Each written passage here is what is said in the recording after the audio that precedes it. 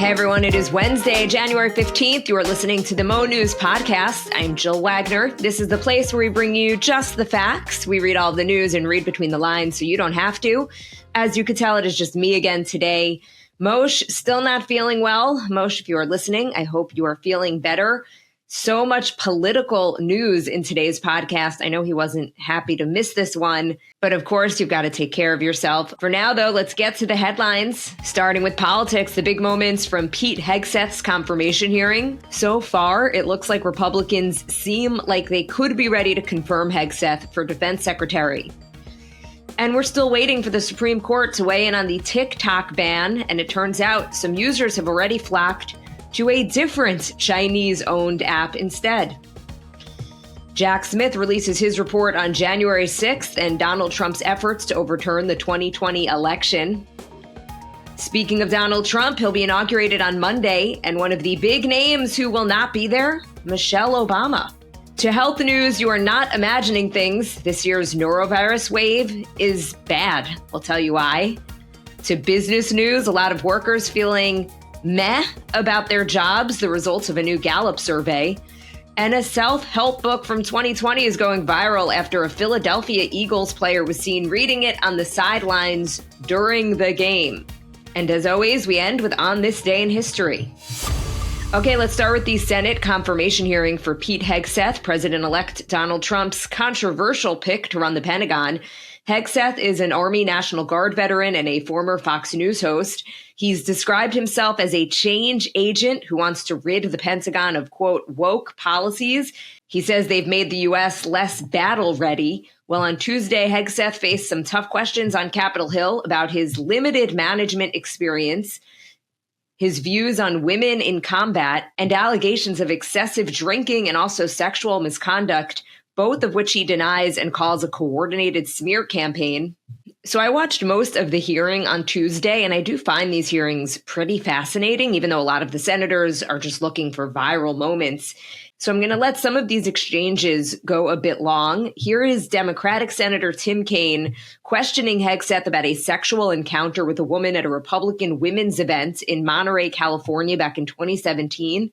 Hegseth tried to dismiss it as a false charge. He has previously admitted, though, to what he calls a consensual sexual encounter. Take a listen. Senator, I was falsely charged, fully investigated, and completely cleared. So you think you were completely cleared because you committed no crime? That's your definition of cleared? You had just fathered a child 2 months before by a woman that was not your wife. I am shocked that you would stand here and say you're completely cleared. Can you so casually cheat on a second wife and cheat on the mother of a child that had been born 2 months before, and you tell us you are completely cleared? Senator, how is that a complete clear? Senator, her child's name is Gwendolyn Hope Hegseth, and she's a child of God, and she's 7 years old. And she was, and you cheated on the mother of that child less than 2 months after that daughter was born, didn't you? Those were false charges. Well, it was fully investigated, and I was completely cleared. And I am so grateful for the marriage I have to this amazing woman behind me. You've admitted that you had sex at that hotel in October 2017. You said it was consensual, isn't that correct? Anything? You've admitted that it was consensual, and you were still married, and you just had a child by another woman. Again, how do you explain your judgment? Completely false charges against me. You fully investigated, and I was completely clear. Some Republicans came to Hegseth's defense. Here is Oklahoma Senator Mark Wayne Mullen accusing Democrats on the Armed Services Committee of hypocrisy in their questioning of Hegseth. The senator from Virginia starts bringing up the fact that what if you showed up drunk to your job? How many senators have showed up drunk to vote at night? Have any of you guys asked them to step down and resign from their job? And don't tell me you haven't seen it, because I know you have. And then how many senators do you know have got a divorce before cheating on their wives? Did you ask them to step down? No. But it's for show. You guys make sure you make a big show and point out the hypocrisy because a man's made a mistake. And you want to sit there and say that he's not qualified? Give me a joke. I mean, it is so ridiculous that you guys hold yourself as this higher standard. Another notable exchange, Democratic Senator Alyssa Slotkin of Michigan, she questioned whether Pete Hegseth would comply with an illegal order or one that contradicts the U.S. Constitution should President Trump issue such a directive. Hegseth immediately rejected the premise, saying that Trump wouldn't issue illegal orders. But again, I want to play this exchange for you. Slotkin, by the way, sworn into office just a couple of weeks ago. She is a former CIA officer. She did tours in Iraq. She referenced claims from former Defense Secretary Mark Esper that Trump had, quote, given the order to potentially shoot protesters in 2020. Take a listen. What I think I'm most concerned with is that no president has the right to use the uniformed military in a way that violates the U.S. Constitution and further taints the military as that apolitical institution that we all want, right? And our founders designed the system so that, we had posse comitatus, that we weren't going to use active duty military inside the United States and make American citizens potentially scared of their own military. We went through our own experience with that with the British. As the Secretary of Defense, you will be the one man standing in the breach should President Trump give an illegal order, right? I'm not saying he will, but if he does, you are going to be the guy that he calls to implement this order. Do you agree that there are some orders that can be given by the Commander-in-Chief that would violate the U.S. Constitution? Senator, thank you for your service. But I reject the premise that President Trump is going to be giving illegal orders. No, I'm not saying he will, but do you believe there is such a thing as an illegal order that Joe Biden or any other president, Donald Trump, could give? Is there anything that a commander-in-chief could ask you to do with the uniformed military that would be in violation of the U.S. Constitution? Senator, anybody of any party could give an order that is against the Constitution or against the law. Now, some of the most anticipated questioning came from fellow Republican Senator Joni Ernst of Iowa. The Trump team views her support as crucial for this nomination. Ernst is a former Army National Guard commander herself. When Trump first announced Hegseth as his pick for defense secretary, she raised issues that she wanted him to address, specifically the role of women in the military, sexual assault prevention, and the auditing of the Pentagon for waste and abuse. Here is Ernst asking him about women in the military. Now, this clip, again, a bit long, but I wanted to play her full question and his answer. I had the privilege of serving in uniform for over 23 years between our Army Reserves and our Iowa Army National Guard, did serve in Kuwait and missions in Iraq. And so it is incredibly important that I stress, and I hope that if confirmed, you continue to stress, that every man and woman has opportunity to serve their country in uniform and do so at any level as long as they are meeting the standards that are set forward. And we talked about that in my office. I do believe in high standards. Now, I was denied the opportunity to serve in any combat role because I have a lot of gray hair. And the policy has changed since then, okay? So I've been around for quite a while. But for the young women that are out there now and can meet those standards, and again, I'll emphasize they should be very, very high standards. They must physically be able to achieve those standards so that they can complete their mission. But I want to know, again, let's make it very clear for everyone here today. As Secretary of Defense, will you support women continuing to have the opportunity to serve in combat roles? Senator, first of all, thank you for your service, as we discussed extensively as well. It's my privilege. And my answer is yes, exactly the way that you caveated it.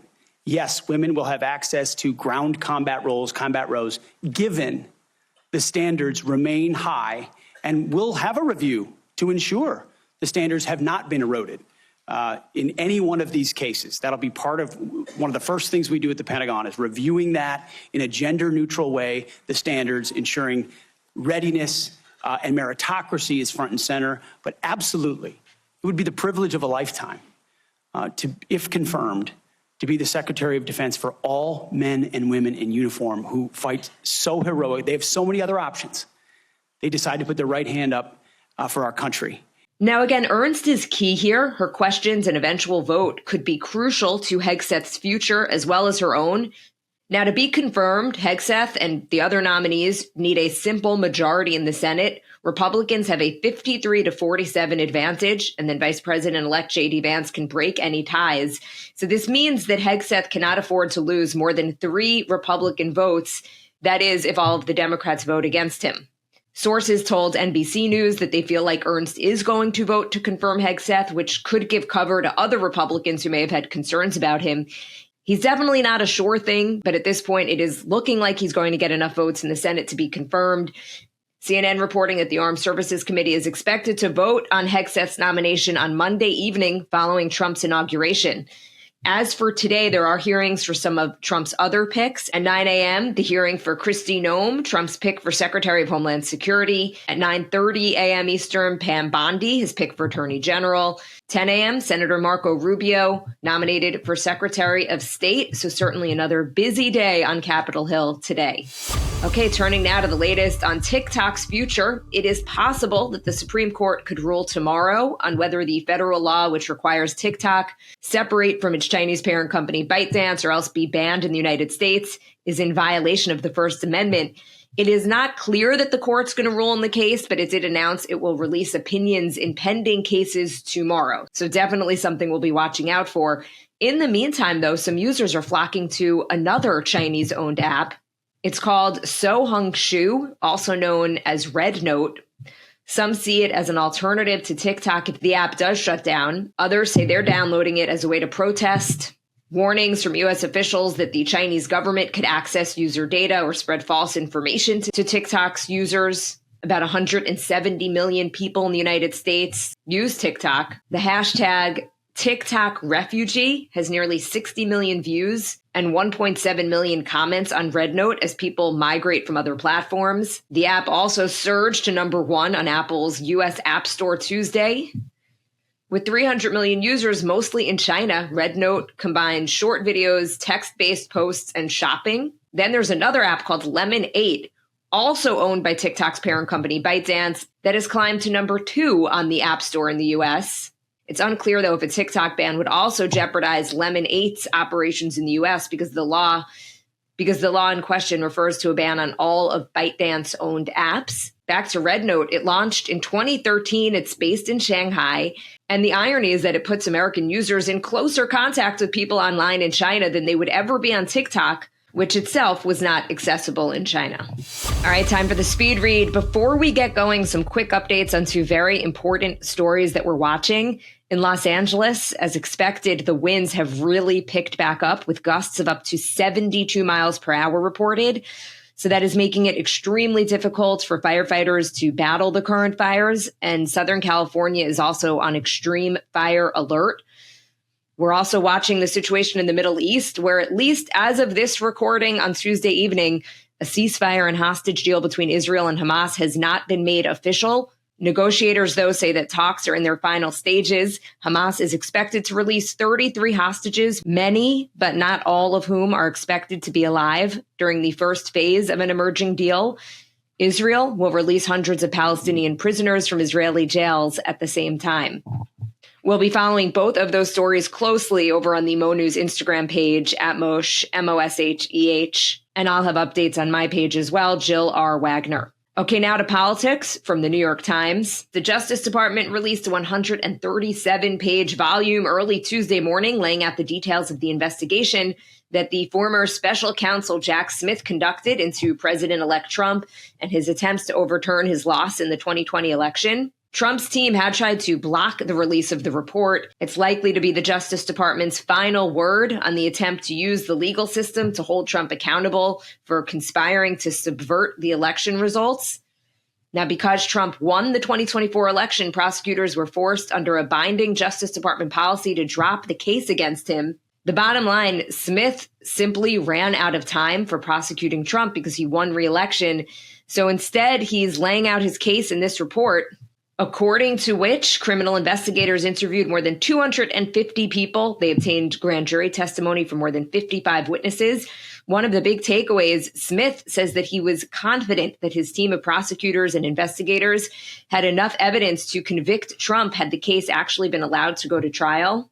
He wrote, quote, "The through line of all of Mr. Trump's criminal efforts was deceit, knowingly false claims of election fraud, and the evidence shows that Mr. Trump used these lies as a weapon to defeat a federal government function foundational to the United States democratic process." Sticking with politics from the Associated Press, former First Lady Michelle Obama will skip Trump's inauguration, the second time in 2 weeks that she is not attending a gathering of former U.S. leaders and their spouses. Former Presidents Barack Obama, Bill Clinton, and George W. Bush will be there. Laura Bush and former Secretary of State Hillary Clinton will also join their husbands for the January 20th swearing-in ceremony at the Capitol.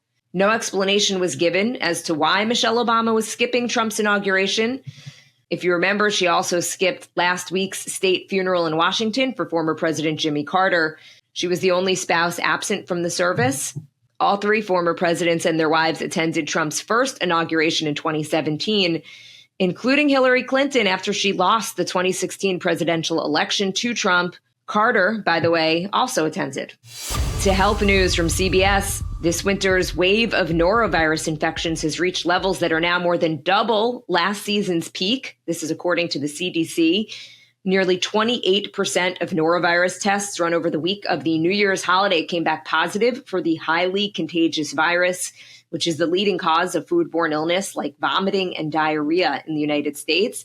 So that 28%, more than double the roughly 14% of tests that came back positive in the peak of last season's wave in March. Norovirus positivity rates look to be the worst in the Midwest in a grouping of states spanning Kansas through Michigan. Experts say this year's early and steep surge of cases is being driven by a new strain of norovirus, which has displaced a previous strain that had dominated previous waves in the U.S. for a decade.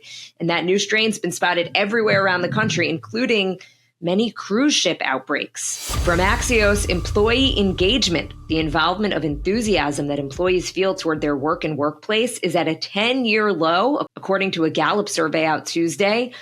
Workers had a rough 2024. Many felt stuck in jobs as hiring slowed. Others were forced back to the office full time or just felt out of the loop from a lot of internal restructuring. Gallup's research shows that, quote, when organizations have people with clear roles, who have people who care about them, who feel connected to the mission or purpose of the company, where their opinions count, they tend to produce more. The measures that saw the biggest drops compared to survey data from before the pandemic, fewer employees said that they clearly knew what's expected of them at work. That's down 10 points. Only 39% of workers feel strongly that someone cares about them as a person at work. That's down from 47%. And only 30% said that someone encourages their development. That's down from 36%.